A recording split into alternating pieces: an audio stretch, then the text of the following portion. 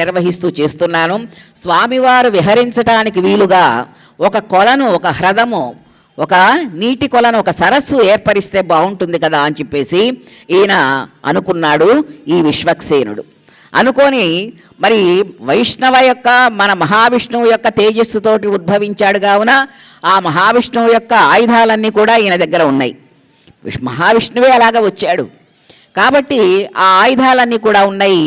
ఆ మహానుభావుడు విశ్వక్సేనుడి చేతిలో ఉండేటటువంటి సుదర్శన చక్రాయుధంతో ఆయన ఏం చేశాడంటే అక్కడ ఒక కొలనులాగా త్రవ్వటం ప్రారంభించి ఒక కొలనును, ఒక చెరువును, ఒక సరస్సును తయారు చేశాడు. ఒక హ్రదాన్ని తయారు చేసి మరి పరమాత్మకు చూపించాలి, పరమేశ్వరుడు చూపించాలి, ఆ పరమేశ్వరుడు సంతోషపడాలి హ్రదాన్ని చూసి, ఈ కొలని సరస్సును చూసి అనుకున్నటువంటి వాడై ఒకసారి మనస్సులో ప్రార్థన చేశాడు పరమేశ్వరుని గురించి. పరమేశ్వరుడు ప్రత్యక్షమైనాడు. అప్పటి కొలను తన చక్రంతో తవ్వాడండి. తన చక్రంతో మణికర్ణికా ఘాట్ అనేటటువంటిది ఏర్పడిన తర్వాతనే గంగా నది స్వర్గలోకం నుండి భూలోకానికి వచ్చింది. మనం ఇక్కడ గమనించవలసినటువంటి విషయం. ఎప్పటిది కాశీక్షేత్రమో, ఎన్నాళ్ళది కాశీక్షేత్రము, ఎప్పటి నుంచి ఎప్పుడో హరిశ్చంద్ర భూపతి దగ్గర నుంచి, హరిశ్చంద్ర భూపతి వచ్చేటప్పటికే ఉన్నది కాశీక్షేత్రం.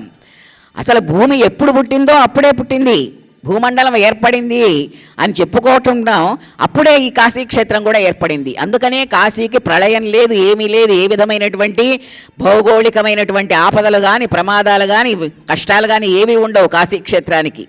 మొన్న మనకు వచ్చినటువంటి కరోనా కూడా కాశీలో అంతగా లేదు. కాశీక్షేత్రం నుంచి చాలామంది వచ్చారు. వచ్చేటప్పుడు చాలా ఆనందంతో వచ్చారు. వాళ్ళందరూ మధ్యలో వచ్చింది వాళ్ళకి.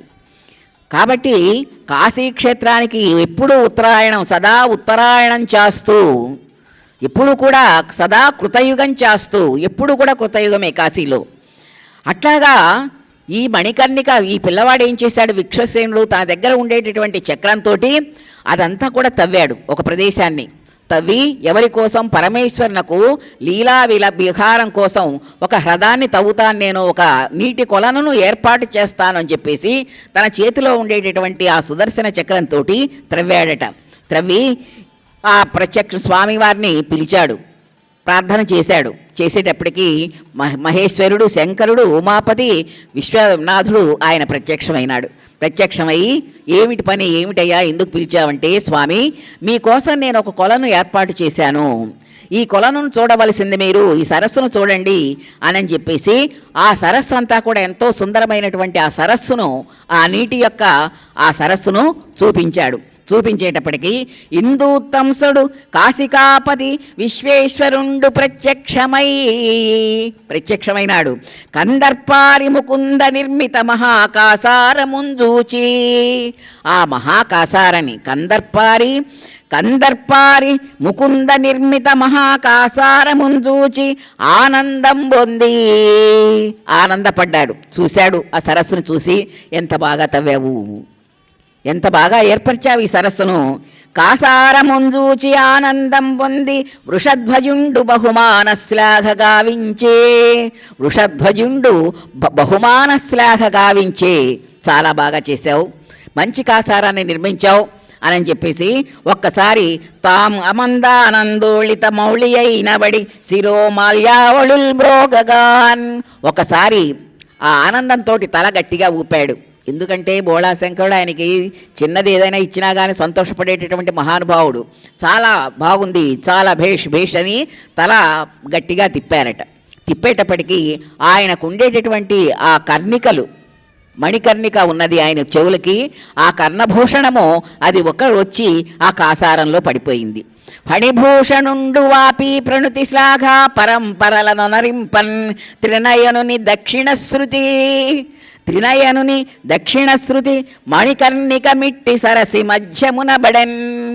ఆయన తల ఊపి తల పంకించి ఈయన్ని మెచ్చుకుంటూ ఉంటే ఆ దక్షిణ శృతి కుడి చెవు యొక్క ఆ మణిభూషణం కాస్త ఆ కాసారంలో పడిపోయింది.